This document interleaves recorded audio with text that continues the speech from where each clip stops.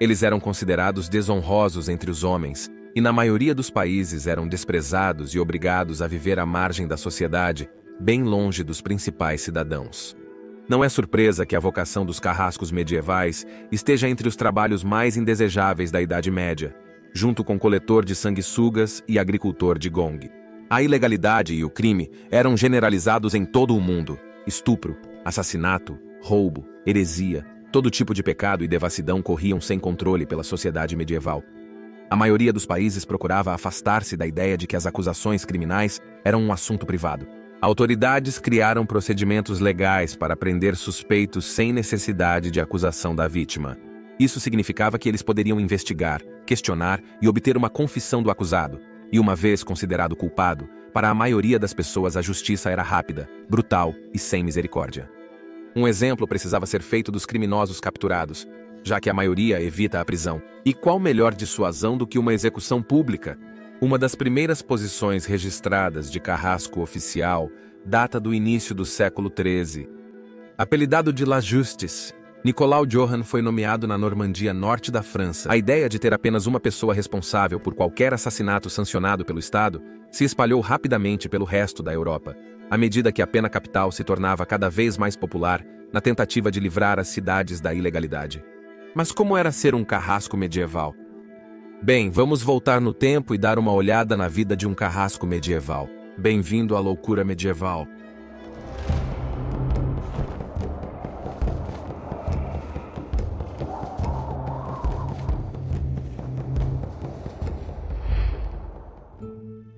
É um trabalho sujo, mas alguém tem que fazer. Foi Guilherme, o conquistador, que reintroduziu a decapitação na Reino Unido como uma forma oficial de execução. Waleth, conde de Northumbria, condenado por traição na Revolta dos Condes, foi decapitado com uma espada em São Giles, próximo a Winchester, em maio de 1076. Mas a maioria das decapitações ocorreu na capital, na Torre de Londres e em Torre do Morro, logo fora das muralhas, porque era a principal prisão para traidores de alta linhagem. Na verdade, um cadafalso permanente existia em Torre do Morro desde 1485 para pessoas que, embora não necessariamente traidoras, de alguma maneira irritaram o monarca reinante. A punição para plebeus culpados de alta traição era menos digna e mais brutal. Homens e mulheres de baixa origem eram, respectivamente, enforcados e esquartejados e queimados na fogueira. Havia basicamente dois tipos de decapitações, por machado ou espada. De qualquer forma, o prisioneiro seria vendado para não ver a arma se aproximando, evitando que se encolhesse ou movesse no momento crucial. Execução por machado envolvia o uso de um bloco de madeira, frequentemente moldado para acomodar o pescoço. O prisioneiro se ajoelhava e inclinava-se para frente, apoiando o pescoço no bloco, com a cabeça voltada para baixo. Com o pescoço proeminente, havia um melhor ângulo para o golpe do machado. Na Reino Unido, o machado do lenhador tradicional tinha uma lâmina de 50 cm de comprimento, 25 cm de largura e um cabo de 1,5 mm. A pessoa se ajoelhava para a espada, ou se fosse muito baixa, poderia ser feito em pé. A maioria das espadas europeias media mais de 90 centímetros e pesava mais de 1,8 kg. Tanto o machado quanto a espada tinham cabos longos o suficiente para o carrasco usar ambas as mãos, dando a ele o maior controle. O objetivo era separar a cabeça com um golpe. Se feito corretamente, era um meio humano de pena capital. Infelizmente, nem sempre era esse o caso, porque as vértebras e os músculos do pescoço são fortes, e pode levar vários golpes para separar completamente a cabeça do corpo. Maria, rainha dos escoceses executada por traição no reinado de Elizabeth Mine, sofreu uma decapitação mal feita em 1587. O primeiro golpe errou e a atingiu na parte de trás da cabeça. O segundo golpe atingiu seu pescoço, mas um terceiro foi necessário para decapitá-la totalmente. Margaret Pole, a condessa de Salisbury, foi executada sob as ordens de Henrique VIII em 1541 por conspirar contra o rei e apoiar o catolicismo. Foi forçada a ir ao bloco e mantiveram seu pescoço lá. O carrasco mais experiente havia sido enviado para o norte para lidar com rebeldes, e a pobre Margaret foi deixada à mercê de um garoto inexperiente para cumprir a sentença. Provavelmente se sentiu como ao receber um aprendiz de cabeleireiro. O embaixador francês que presenciou o espetáculo relatou que o jovem, cito, retalhou sua cabeça e ombros de maneira mais lamentável. Aparentemente, 11 golpes foram necessários para declará-la morta. De qualquer forma, uma decapitação é sempre um assunto macabro, pois existem tanto as veias carótidas quanto as jugulares no pescoço, que jorram sangue quando cortadas e causam hemorragia massiva. Também há descrições de olhos e bocas de cabeças decepadas, se movendo após uma decapitação, porque o cérebro ainda tem cerca de 7 segundos de oxigênio armazenado depois de ter sido amputado. Vivendo no limite. A imagem de um carrasco medieval vestido de preto e encapuzado, empunhando um machado, é um estereótipo comum. Raramente um carrasco vestia túnica preta. Os participantes de uma decapitação eram geralmente despidos até a cintura para facilitar a limpeza do respingo de sangue. Usar um capuz para manter o anonimato era inútil. Todos na área sabiam quem era o carrasco. Era um trabalho que ninguém queria.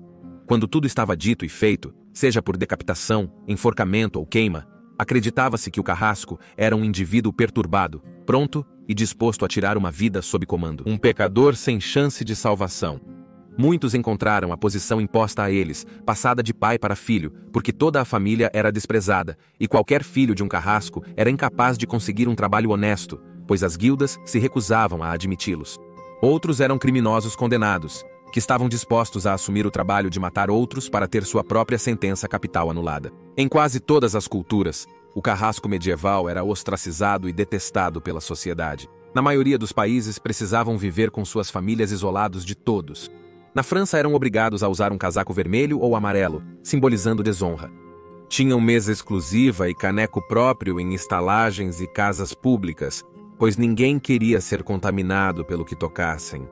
Na Alemanha eram muito odiados e, em Estrasburgo, lhes era proibida a comunhão sagrada, sendo obrigados a permanecer no final da igreja durante os cultos. Até mesmo seus túmulos eram separados do restante dos cidadãos.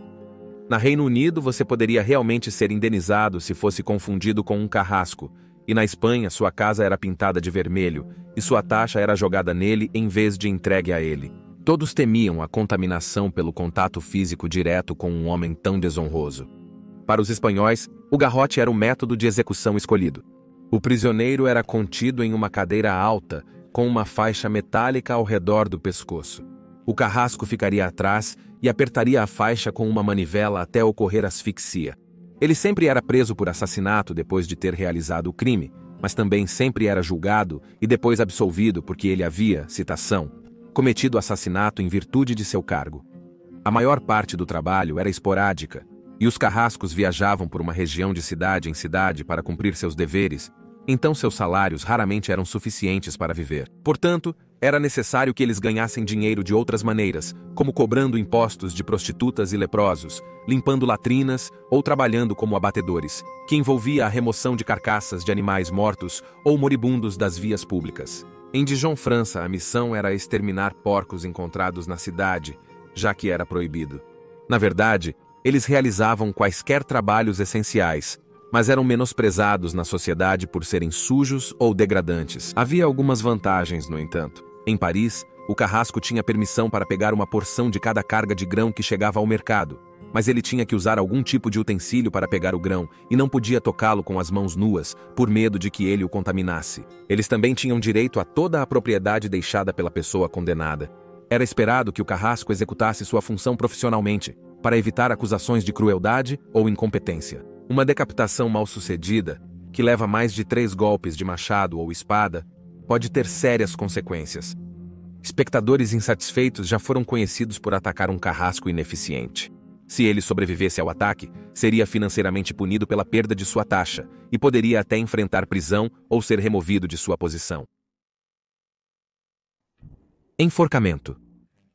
Para crimes violentos que foram cometidos abertamente, como assassinato, a punição típica era. Mas para crimes que eram considerados mais traiçoeiros, sorrateiros e astutos, como roubo e traição, a punição muitas vezes seria o enforcamento. Autoridades poderiam decidir qual tipo de enforcamento seria adequado para o crime. Deveria ser usada uma corda ou uma corrente? O prisioneiro deveria ser enforcado e arrastado?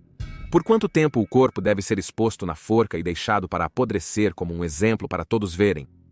Quase toda cidade medieval possuía um patíbulo permanente para execuções públicas, geralmente em terreno elevado para a visibilidade de todos. Era incomum não ver um patíbulo com esqueleto ou cadáver pendurado, deixado para apodrecer como aviso a outros. O carrasco subiria uma escada e amarraria a corda na viga transversal. A corda seria colocada em volta do pescoço do prisioneiro e ele ou ela seria suspenso e estrangulado até a morte. O prisioneiro ou sua família poderiam realmente ser esperados para pagar pela corda eles mesmos, ou o carrasco poderia até comprá-la para que ele pudesse vendê-la mais tarde como uma lembrança, ou exibi-la no pub local por uma pequena taxa. Não foi até o século XIX que o método da queda longa foi usado em enforcamentos. Esta era uma técnica mais humana, pois quebrava instantaneamente o pescoço, tornando a morte instantânea em vez do lento processo de estrangulamento.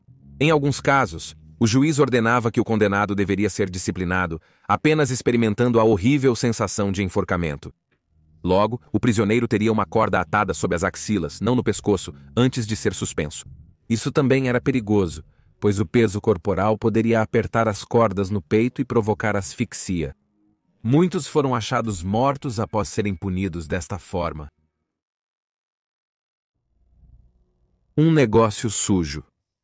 Para se proteger de ser acusado de assassinato, o carrasco sempre apresentava seu mandado, uma licença que lhe permitia executar a sentença de morte. Hoje, podemos achar indesejável que a ocupação de um carrasco fosse tão desprezada. Tirar outra vida, não importa quão vil ou pecaminosa essa pessoa possa ser, sempre parecerá abominável. Sendo um excluído da sociedade, o carrasco não teria outra escolha com trabalhos degradantes que ninguém queria fazer.